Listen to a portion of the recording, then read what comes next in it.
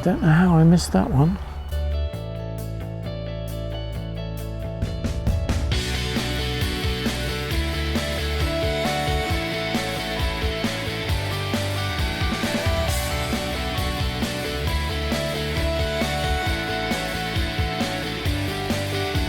Well, hello, good evening and welcome to an episode of Camilla and I. I'm Mark Cooper and today we're after the whitethroat.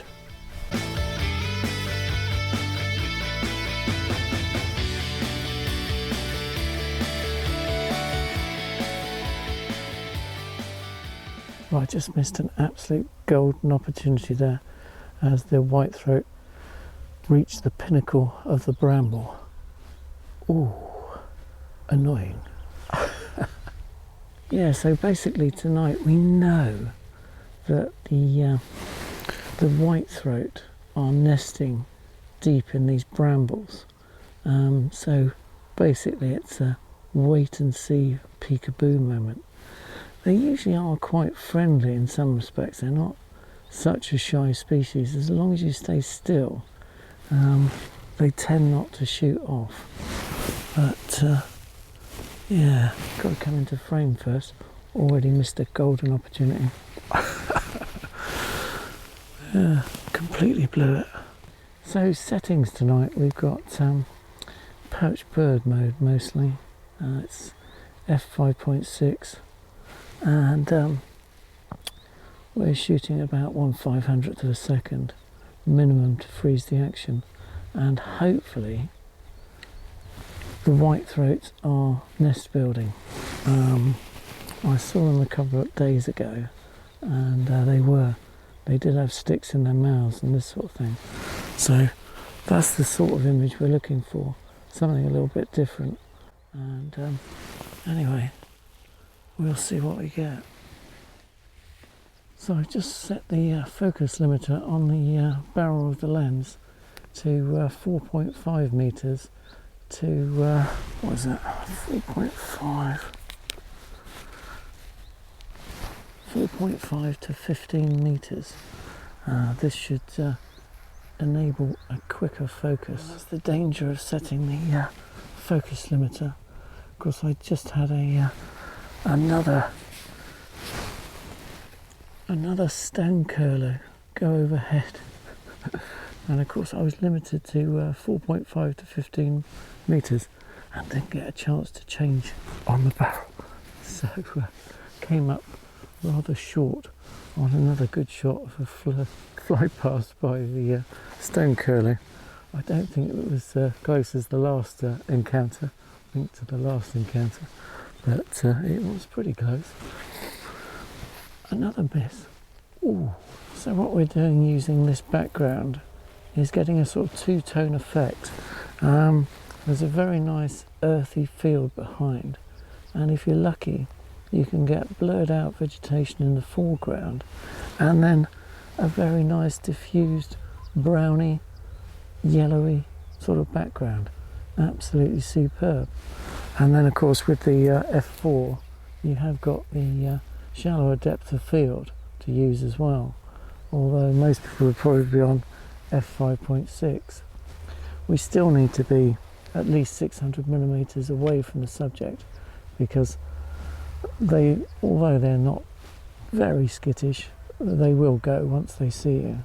Yeah, so we like the whitethroat on Camilla and I because it's come all the way from Africa to visit, and means we haven't had to spend thousands of pounds on air miles in order to hunt it down in tropical Africa.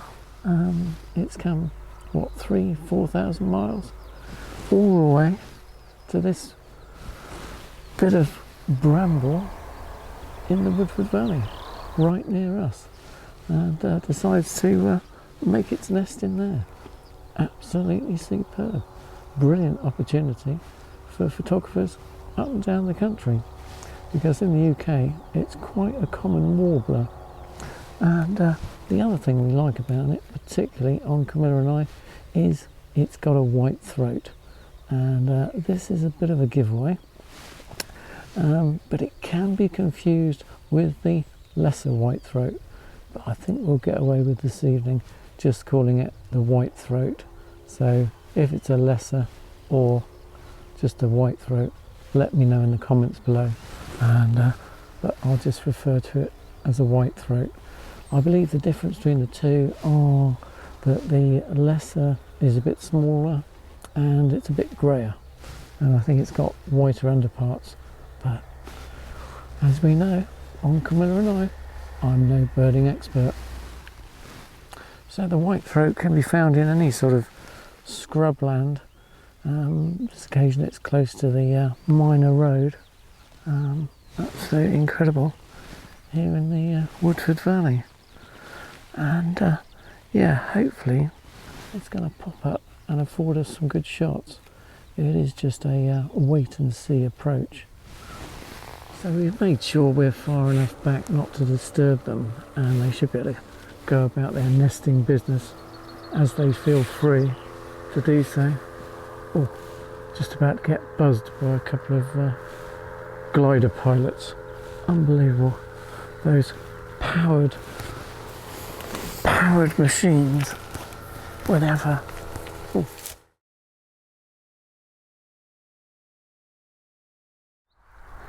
Well, you've always got to keep your eye open. You never know when a little bunny's gonna hop around.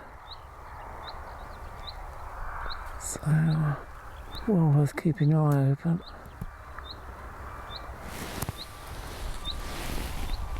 Love the little, lovely little hares around here.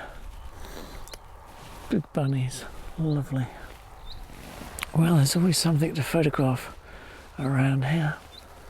Beautiful little hare. Great. Oh, we're back in business. Got another whitethroat turned up. Got located there.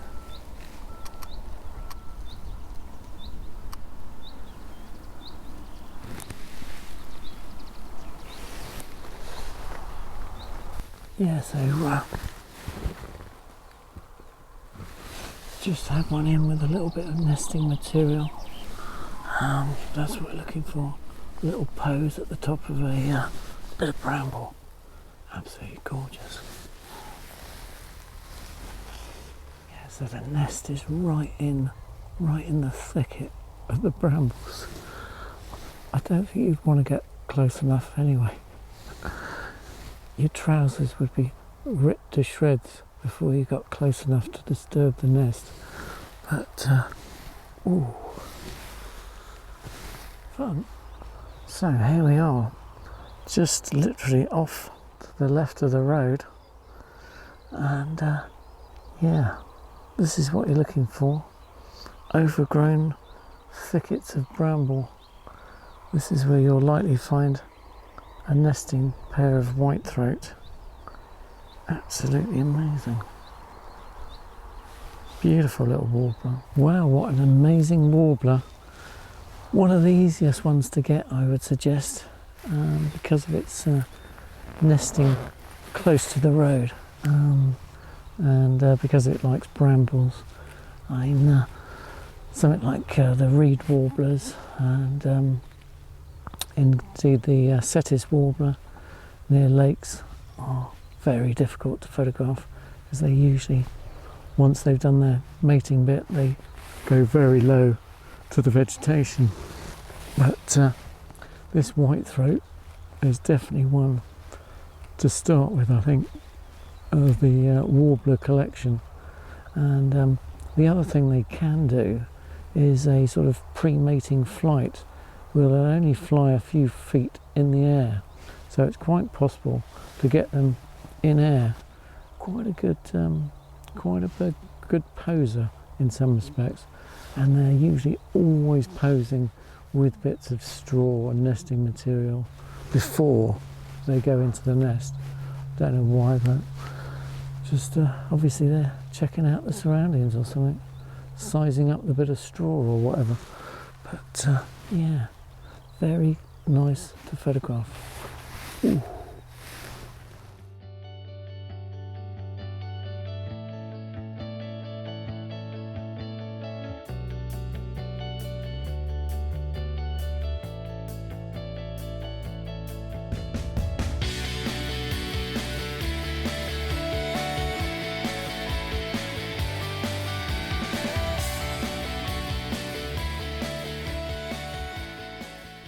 Well, it's still freezing cold here in the UK, so don't forget to hit that like button and the bell notification and turn on the little thing to be informed of future episodes of Camilla and I. And of course the important thing is to subscribe. Okay, marvellous. Yeah, before I forget, what's the shot of the week? The new feature I've started on Camilla and I. What's my favourite photo of the week? Well, I must admit, I'm not sure yet.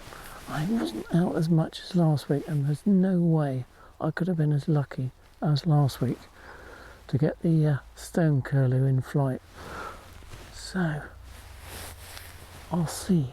I haven't worked out what's the shot of the week yet. So, anyway, a link to what I've decided was my best shot this week, although I haven't decided yet.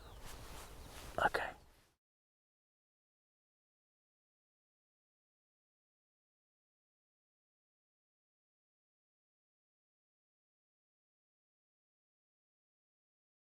Yeah, so what a marvellous evening this evening's been.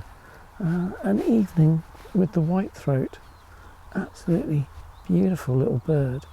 I'd say probably the best warbler to start with. And yeah, what a great evening. Anyway, have a good one. Bye from the Woodford Valley. Camilla and I